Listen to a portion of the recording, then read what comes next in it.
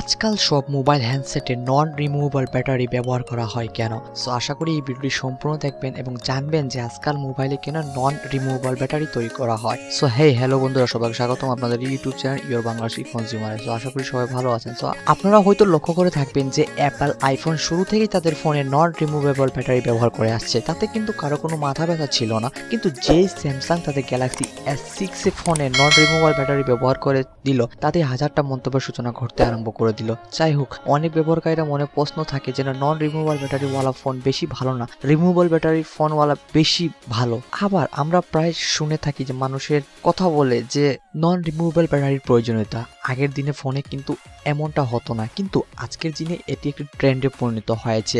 আপনার ফোনের battery non removable হবে, এর পিছনে আসলে আলাদা আলাদা 2-3টা কারণ রয়েছে। যেমন নন রিমুভেবল ব্যাটারি ব্যবহার সবচেয়ে প্রথম এবং গুরুত্বপূর্ণ কারণটি হলো আপনার ফোনের ডিজাইন অনেক ভালো বানানো সম্ভব হয়। আপনার ফোনে যদি একটি নন রিমুভেবল ব্যাটারি থাকে, তবে আপনার ফোনের ডিজাইন অনেক স্লিম হওয়া সম্ভব হবে, আপনার ফোনের ওজন অনেক হালকা হওয়া সম্ভব হবে, আপনার ফোনটি মেটাল দিয়ে বানানো সম্ভব হবে এবং ফোনের ডিজাইন প্রিমিয়াম করা সম্ভব হবে। কিন্তু আপনার ফোনে যদি ইউজার রিমুভেবল ব্যাটারি থাকে, তবে ফোনের ডিজাইন মোটা হতে হবে এবং ওজনে অনেক ভারী হবে। ফোনের পেছনের অংশ হয়তো প্লাস্টিক ব্যবহার করা থাকতে পারে, ফোনের প্রিমিয়াম লুক দেওয়া যাবে না। সো ফোনের লুক পরিবর্তন করতে এবং একটি ভালো ফোন তৈরি করার জন্য নন রিমুভেবল ব্যাটারি ইউজ করা হয়। আগের দিনে নোকিয়া ফোনগুলোর ক্ষেত্রে 2 থেকে 3 বছরের মধ্যে ফোনের ব্যাটারি নষ্ট হয়ে যেত। তখন বাজার থেকে যে কোনো সস্তা ব্যাটারি কিনে এসে ব্যবহার করা হতো।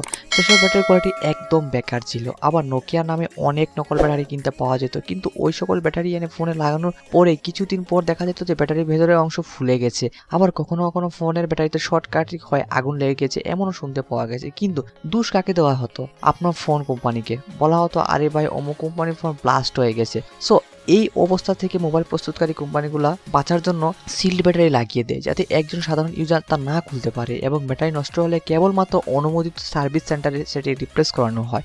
ফলে ব্যবহারকারীরা একটি সস্তা ব্যাটারি না লাগিয়ে বরং একটি ভালো মানের আসল ব্যাটারি লাগাতে পারে। এর ফলে আপনার সুরক্ষাও বজায় থাকবে এবং কোম্পানির সুনামও বজায় থাকবে। ব্যাটারি পরিবর্তনের সময় দেখতে পাওয়া যায় আপনার ফোন কোম্পানি দ্বারা প্রস্তুতকৃত ব্যাটারির মূল্য একটি বেশি থাকে। যেমন মনে করুন আপনার ফোনের রিমুভেবল ব্যাটারি লাগানো আছে এবং আপনি পরিবর্তন করতে যাওয়ার সময় দেখবেন যে আপনার ফোন কোম্পানি ব্যাটারি দাম 2000 টাকা এবং একই মানে অন্য কোম্পানি ব্যাটারি দাম 1500 টাকা।